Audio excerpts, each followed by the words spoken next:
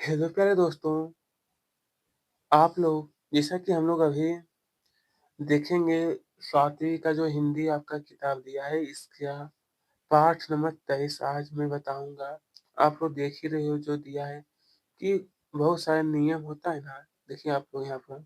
तो आइए स्टार्ट ही करते हैं निम्नलिखित प्रश्नों के उत्तर कि कृष्ण ने अर्जुन को उपदेश कब दिया था? कृष्ण जो थे दोस्तों आखिरकार अर्जुन को। तो आप लोग भी जानते हैं अगर कहानी अगर पढ़ें तो आपको भी पता ही होगा कि कुरुक्षेत्र के मैदान में जब अर्जुन युद्ध करने से पीछे हट रहा था, तब श्री कृष्ण ने उन्हें अपने कर्तव्य पथ पर डटे रहने के लिए उपदेश दिया था। किसके लिए? तो कर्तव्य पथ पर डटे रहने के लिए भगवान कृष्ण जो थे वो अर्जुन को उपदेश दिए और जिसके कारण हमारा जो भागवत गीता है वो उन्हीं के द्वारा बना था। फिर पूछा गया कि अर्जुन, हालाँकि आपको देखें तो कहा है, अर्जुन करुणा से क्यों भर उठते हैं? करुणा का मतलब होता है दयालु। तो आंसर लिखना है कि कुरुक्षेत्र में युद्ध के मैदान में जब अर्जुन दोनों सेनाओं की ओर दृष्टि डालते हैं और वहां अपने ताऊ, दादा, मामा, भाई, पुत्र, मौसा, मित्र, गुरु तथा सुहृदयों आदि को देखते हैं तो उनका मन करुणा से भर उठता है। ओके दोस्तों, आइए हम लोग देखते हैं क्वेश्चन नंबर जो 3 आपका दिया है ग नंबर वाला प्रश्न कि अपने स्वजनों को युद्ध भूमि में देखकर अर्जुन की क्या दशा हुई थी? किनका? तो अर्जुन जो थे उनका दशा क्या हुआ था?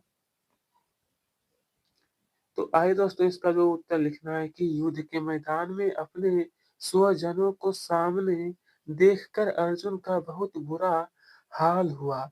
उसका गला सूख गया, उसके पूरे शरीर में कंपन होने लगा। उसके साथ में थमा उसका प्रिय धनुष गांडीव गिर गया। उसके मन में भ्रम उत्पन्न हो गया।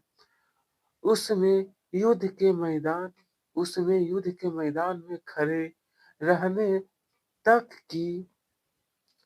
की दोस्तों इसके आगे थोड़ा-सा और दिया है शायद, तक की शक्ति नहीं बची। उसके मन में अनायास अपनों के प्रति मोह उत्पन्न हो गया और उसने श्री कृष्ण के सामने युद्ध ना लड़ने की बात कही। ओके दोस्तों?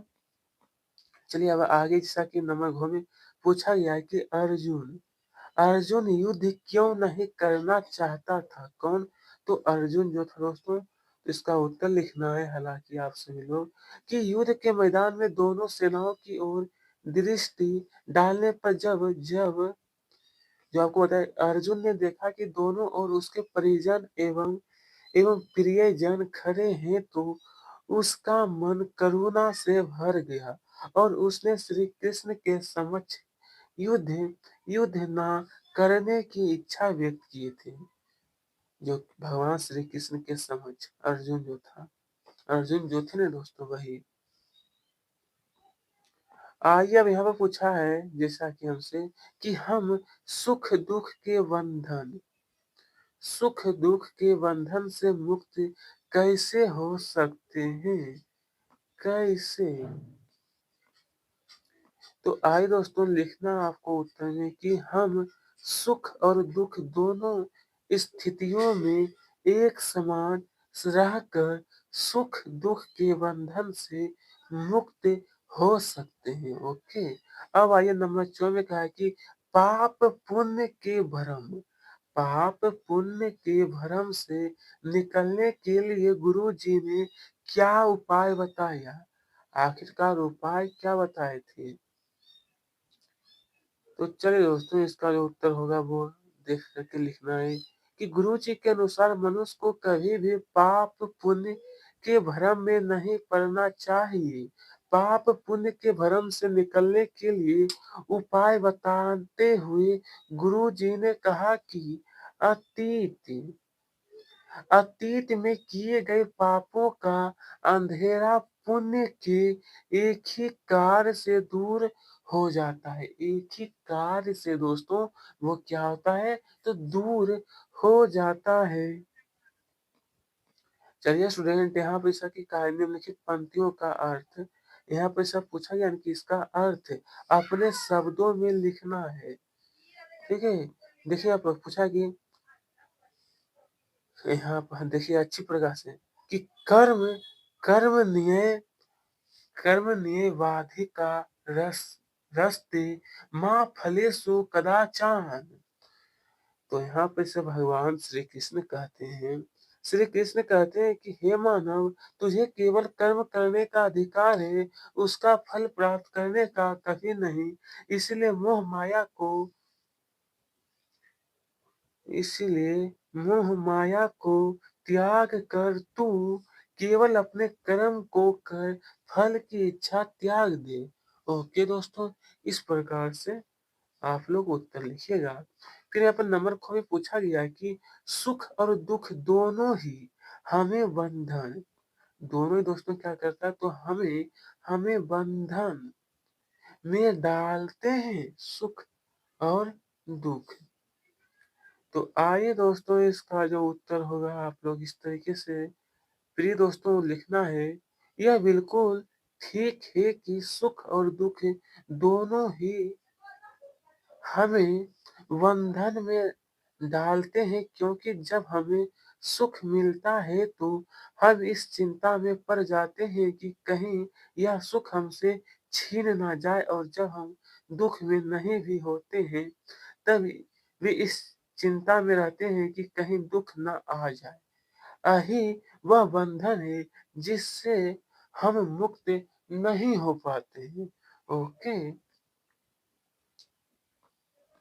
आइए अब यहाँ पर प्रश्न 3 में क्या है, रिक्त स्थानों जो आप लोग ये रिक्त स्थान जो देख रहे हो, यहाँ पे जो आपको सही सही जो भरना है, चलिए मैं बता देता हूँ आप सभी को कि फर्स्ट नंबर जो आप लोग देख रहे हैं यहाँ पर भरना नंबर 1 में स्वर्ग श्रेष्ठ, और नंबर 3 जो आप लोग देख रहे हैं यहाँ पर लिखना आपको प्रकाश। क्या होगा?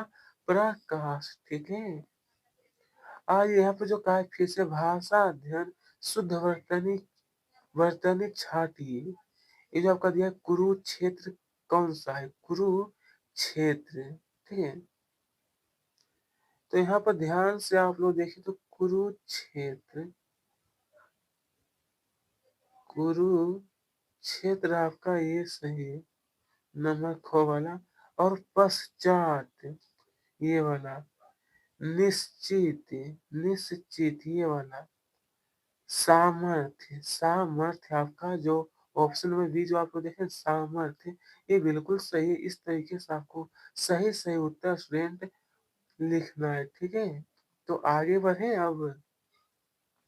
तो चलिए तो आगे का प्रश्न देखते हैं। तो आगे जैसा कि कहा गया है फिर कि दी गई वर्ग पहले में से नीचे दिए गए शब्दों के विलोम शब्द, ये जो शब्द आपका दिया इसका विलोम क्या होगा वो आपको लिखना है। देखिए यहाँ पर अंधकार का प्रकाश, कर्म का अकर्म, और यहाँ पर देखिए अनिश्चित का यहाँ पर हमारे देखिए दोनों सट गया, ये निश्चित यहाँ पर दिया गया है। ये देखिए निश्चित निश्चय है, और लाभ का हानि, बंधन का मुक्त, ज्ञान का अज्ञान, पुण्य का पाप। पुण्य का क्या हो दोस्तों तो पाप हो जाएगा। एकांकी में आए योजक चिन्ह वाले शब्द छाट कर लिखिए। किसमें किसमें दोस्तों तो एकांकी में। तो देखिए मैंने यहाँ पर कुछ शब्दों को छाट कर यहाँ पर तैयार कर दिया हूँ। अगर आपकी इच्छा है तो आप लोग इन्हें नोट कर सकते हो दोस्तों। तो प्रिय दोस्तों हम लोग फिर आगे का प्रश्न देखते हैं। अब यहाँ पर कहा है कि दिए गए समासिक पदों का विग्रह कीजिए। विग्रह करना देखिए मैंने यहाँ पर कर रहा हूँ। क्या है तो सम, समासिक पदों का विग्रह नहीं। हाँ तो देख सकते हैं यहाँ पे विभक्त का हो गया पिता का भक्त, सूत्रधार का हो जाएगा दोस्तों हमारा कि सूत्र का धारक, सत्यवादी का सत्य का वादक यानी बोलने वाला, और युद्धारंभ, युद्धारंभ का हुआ युद्ध का आरंभ, भागवत गीता का होगा भगवान के गीत। किसका, किसका? तो भगवान के गीत, ओके। फिर पूछा गया है कि दिए गए शब्दों में से तत्सम और तद्भव आपको छाँटना है।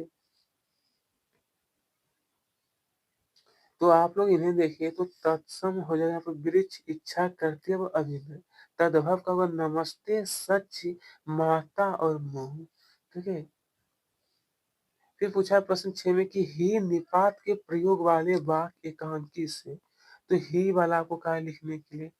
देखिए यहाँ पे देखिए ही लगा हुआ है। तो इस प्रकार से यहाँ पे देखिए दिया, तो इस प्रकार से चाहे तो कम से कम 3 लिख लीजिए, ज़्यादा नहीं, कम से कम 3 आप लोग लिख करके सकते हो। हालाँकि यहाँ पर और भी दिया होगा 3 से भी अधिक, 4 देखिए, 5 दिया है, 6 नंबर दिया, तो कम से कम 3 आप लोग लिख सकते हो। तो यहाँ पर काफ़ी अधिक दिया गया है। चलिए स्टूडेंट, यहाँ पे क्या है, ई प्रत्यय लगाकर शब्द बना है पूजनीय। क्या चीज़? तो ई प्रत्यय लगा करके जो शब्द बना है वो हमारा है पूजनीय। तो इसी प्रकार से कहा गया है कि शोभनीय, दर्शनीय, कल्पनीय, माननीय, उल्लेखनीय। क्या है दोस्तों? ये हमारा उल्लेखनीय। ठीक है। इस तरीके से हम लोग इस पाठ को भी आसानी तरीके से हल कर लिए हैं। धन्यवाद।